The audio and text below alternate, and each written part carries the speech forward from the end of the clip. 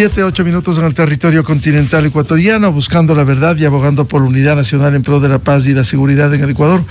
Queremos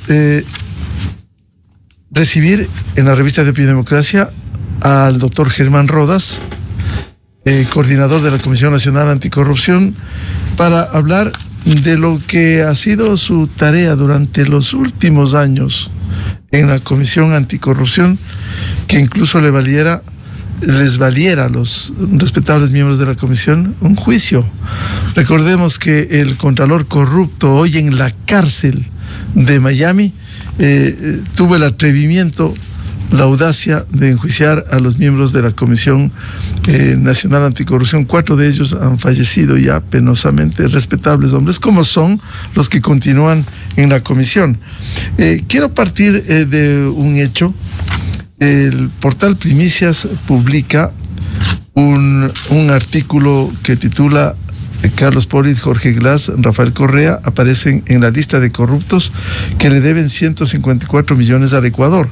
Y aquí da la lista de lo que no han devuelto.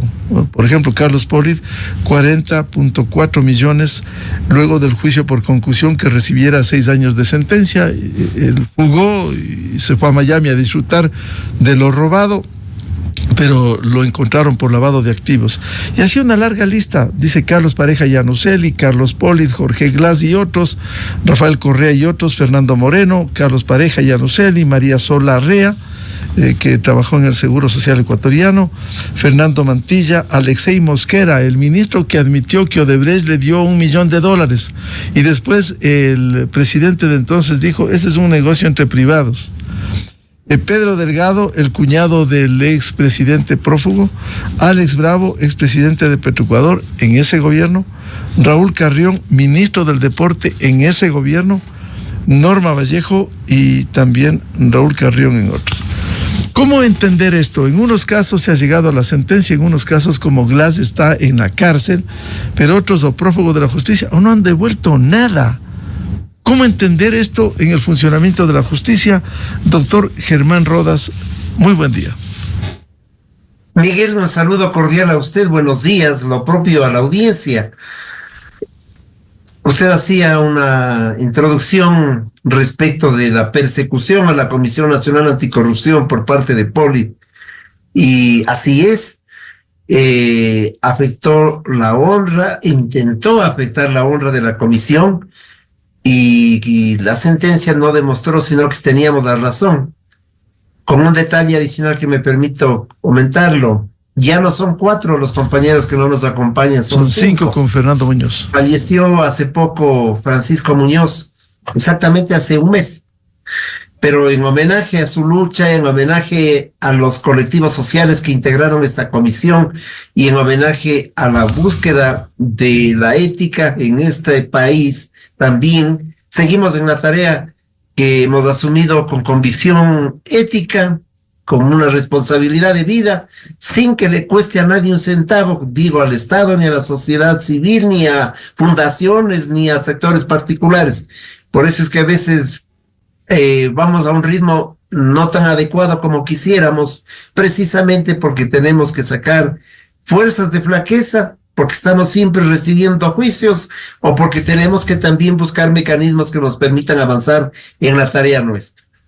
Dicho esto, y respecto de su pregunta, es que en el país la impunidad casi que es un elemento fundamental y es un vaso comunicante de la corrupción.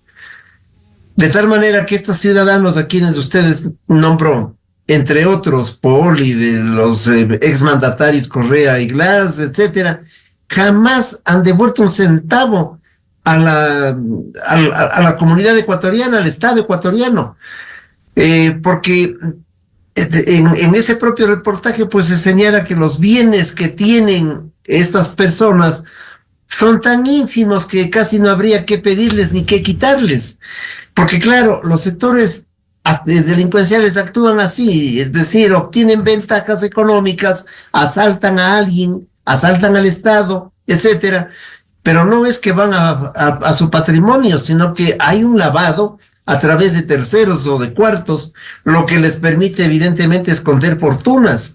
Y a eso hay que agregar que la justicia ecuatoriana es tan lenta que les damos la oportunidad de que en el curso de varios lustros, pues ellos puedan esconder esos recursos.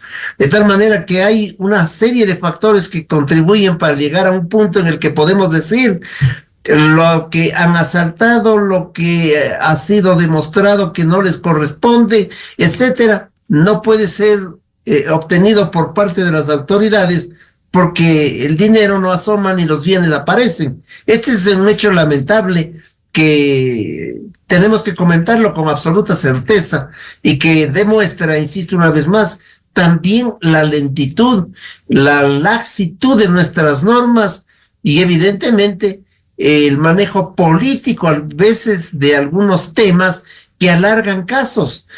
Por el tema de Manduriaco, que ha especulado, hasta ahora se siguen las investigaciones preliminares. ¿Y de esto estamos hablando cuántos años, Germán? Estamos hablando desde el 2000, la denuncia presentada en el 2015. Y Fiscalía, el fiscal correspondiente, los fiscales a quienes se les va encargando el tema, siguen en las investigaciones previas. Y fíjese usted, Miguel, que hay una resolución, en este caso, de la Superintendencia del Poder del Mercado, la llamada así hasta hace poco Superintendencia, que ya multó a Odebrecht en 60 millones y a Selec, cuando no Selec, pero al Selec desde entonces en $1 millón. Ya han pasado todos los filtros y todos los reclamos, es decir, están en firme estas deudas, estas glosas, deudas por actos colusorios, y no hay quien cobre, ni a Odebrecht ni a Selec. Yo tengo la tesis de que a Selec no hay nada que cobrarle, sino que Selec ya debió haber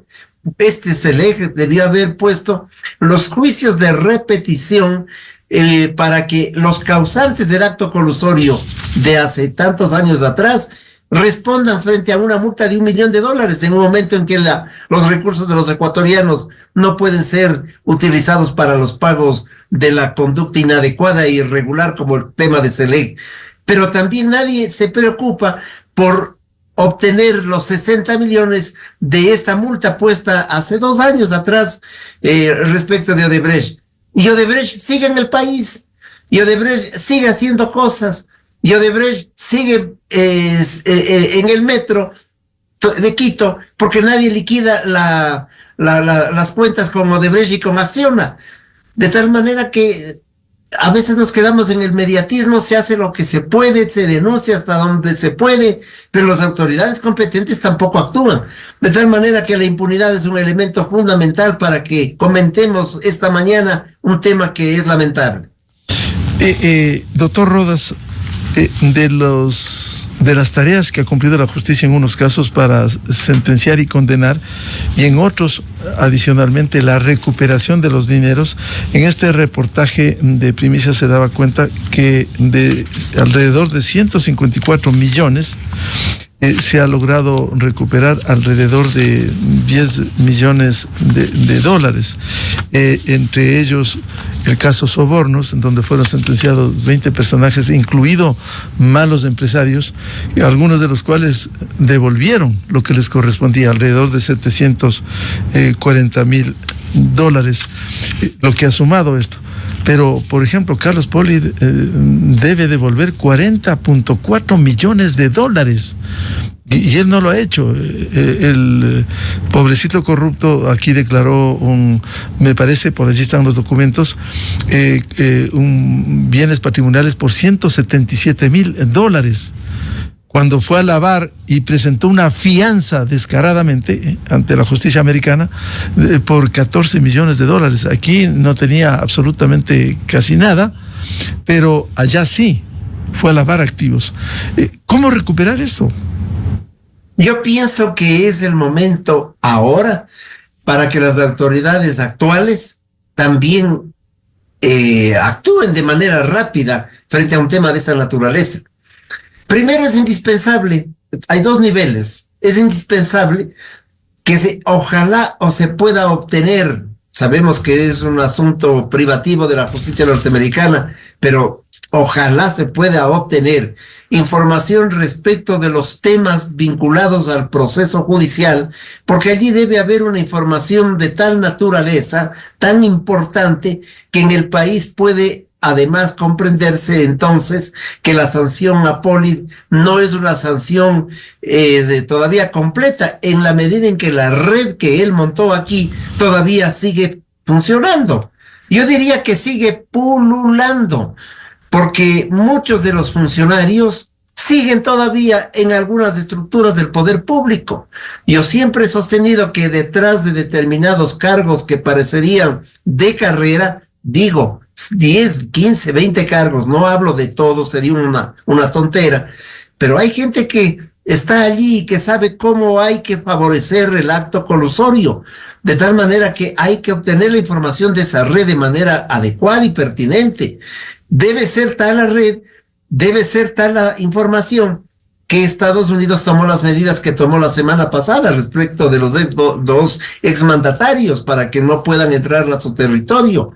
El otro tema que es emergente es que Procuraduría, por ejemplo, busque los mecanismos para que parte de esos recursos retenidos allá evidentemente formen parte de una devolución al Estado ecuatoriano, porque finalmente fueron recursos asaltados en el país a través de una serie de comportamientos anómalos, delincuenciales, que son los que terminan lavándose en Estados Unidos. Creo que es importante entonces esa relación también, para no quedarnos solamente teniendo el dato, la información proveniente desde Estados Unidos, en el sentido de que no pueden entrar, primero, o segundo, que allí hay muchos recursos, y tercero, que se quedan con todo ello. Creo que hay que buscar esos mecanismos, pero eso es una decisión política rápida, ágil, que no puede posponerse. Doctor Rodas, en tantos casos de corrupción, por ejemplo, Jorge Glass debe, en uno de los casos, $7 millones adicionales por Odebrecht, donde fue sentenciado junto con su tío Ricardo Rivera. El 14 de octubre último, cito la fuente de primicias, la Procuraduría empezó el camino para recuperar el 2.6% de los 33.4 millones que componen el total de la reparación del caso de Odebrecht. El empresario Gustavo Mazú, uno de los 8 sentenciados recientemente ante la Corte Nacional, ofreció pagar $860.931 en 4 cuotas hasta septiembre del 2016. ¿Cómo seguir recuperando esto que va más allá ya de las sentencias? Porque aquí ya no se puede discutir que son responsables, hay sentencias condenatorias ejecutoriadas, última instancia. Lo que corresponde es, si se determina que cometieron cohecho agravado, por ejemplo, ya no se discute el delito. Lo que debiera agilizarse es la recuperación producto de ese delito. Así es, ya no está en discusión el delito, están sancionados, pero ha corrido tanta agua bajo el puente que la información no hace sino demostrarnos que la actitud de ellos, de estos grupos delincuenciales, es dejar pasar el tiempo, dejar que la sentencia se cumpla, seguramente por allí se rebajen los tiempos de la sentencia y ya tenemos personas que están fuera de la cárcel. Usted señaló el nombre de un señor Bravo, que me parece que era de Petroecuador. Ya están en la casa y no han pagado nada. De tal manera que por eso hablo yo de la impunidad. Hay un mecanismo de impunidad que estas personas saben que existiendo en el Ecuador les permite por último asaltar, quedarse una temporada en la cárcel, protegerse allí y evidentemente luego salir a disfrutar de sus recursos. A eso jugó Poli en todo el tiempo. Y creo que por lo tanto también se vuelve indispensable introducir ciertas normas al propio COIP, porque lo que va pasando es que el país, el Estado ecuatoriano no recupera nada. Nosotros presentamos ante el Congreso Nacional algunas propuestas que tenían que ver con lo que estamos señalando, entre otras. Bueno, mientras no haya un pago porcentualmente alto, importante, ¿Cómo así pueden obtener la libertad? Y en otros casos, si hay una devolución completa de un porcentaje que esté sobre el 80%, también la justicia debería buscar un mecanismo compensatorio al delincuente en algún tiempo de reclusión.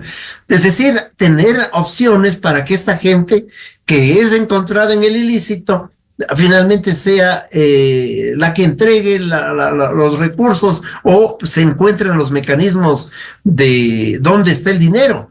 Pero también hay un tercer elemento que sí vale la pena señalárselo. ¿Dónde están los mecanismos de investigación pertinente de la UAPE, de la propia Contraloría, el cruce de información que permitan saber cómo se está lavando el dinero entre sus familiares, entre sus ascendientes, entre sus amistades? No hay una acción desde el propio Estado contundente para buscar estos recursos, porque nos quedamos en los hechos mediáticos. Y entonces estamos hablando ya de temas que han ocurrido hace tantísimos años, que en algunos van a prescribir, que en otros, felizmente por ser peculado, digo felizmente porque aquello no prescribe, digo, estarán todavía durmiendo el sueño de los justos, pero allí está la causa. Y en otras circunstancias, doctor Rodas, porque la justicia no ha actuado definitivamente. De tal manera que también apuntamos siempre a la conducta del Estado, pero también hay una delincuencia organizada de cuello blanco, que es la que permite el acto colusorio. Claro. Son sectores de empresa, algunos sectores empresariales, lamentablemente, que han estado en este ritmo, pero que, Miguel, siguen actuando. Siguen siendo parte y no ha pasado nada. Eso se llama ahora mismo impunidad. Perdón. Eso se llama impunidad, lo que sucede en el Así Ecuador. es. Ahora, para darle un ejemplo, siguen vendiendo insumos médicos. Para darle un ejemplo, siguen vendiendo medicamentos. Hasta ahora, en este momento, porque se cambiaron el RUJ, porque se cambiaron el nombre de la institución, del grupo empresarial al que se pertenece, pero están allí. Lo cual es grave. Bien, quiero agradecer al doctor Germán Rodas, coordinador de la Comisión Nacional Anticorrupción, y ha dejado algunos mensajes, por ejemplo, y hay razón, ¿por qué demora tanto la justicia? Cuando un juez, por ejemplo, dispone una sentencia, condena, que incluye el pago de una reparación, pero hay varios pasos que superar. La justicia aquí, ante la justicia los acusados pueden presentar recursos de aclaración, de apelación, de casación, y esto se dilata sobre hechos ya condenados, sobre hechos donde se encontró la responsabilidad en el debido proceso, con derecho a la defensa y con el principio de inocencia, por cierto. Doctor Germán Rodas, muy amable por atender. Déjeme decirle una cosa final, Miguel. También es un problema del comportamiento de ciertos núcleos de abogados. Allí hay un rol que también tiene que ser crítico, y tenemos que hacer crítica al rol de la academia. No puede haber que exista un grupo de abogados que casi actúan en acción concertada para defender a determinados delincuentes y se la saben todo para todas, para posponer las audiencias. Y yo le cuento, y con esto concluyo, que hay audiencias que para instalarse duran 1 año o más para instalarse, por una serie de incidencias que hacen el abogado, organizadamente los abogados. Saben cómo comportarse. ¿Qué tipo de abogados está formando la academia? De acuerdo. También hay que reflexionar sobre aquello. De acuerdo. Materia de otro debate. Muchas gracias al doctor Germán Rodas, coordinador de la Comisión Nacional Anticorrupción. 7:27 minutos. Vamos a una pausa y ya volvemos. Tenemos previsto diálogo en la revista de Opinión y Democracia con las señoras ministras Inés Manzano, de Ambiente y encargada de Energía, y la doctora Sonsoles García, ministra de Producción, Comercio Exterior, Inversiones y Pesca. También lo haremos al inicio, diálogo para responder algunas inquietudes de la revista de Opinión y Democracia con la secretaria de Comunicación, Irene Vélez. Desde 1984 con Gonzalo Rosero. La revista de Opinión Democracia. Siempre líderes, siempre confiables. Enseguida regresa Miguel Rivadeneira a la búsqueda de la verdad. Inicio de espacio promocional y publicitario. Con la visión no se juega. ¿Cómo estás cuidando tus ojos? ¿Cuidando mis ojos? Nunca lo pensé. A partir de los 40 años, podrías padecer degeneración macular por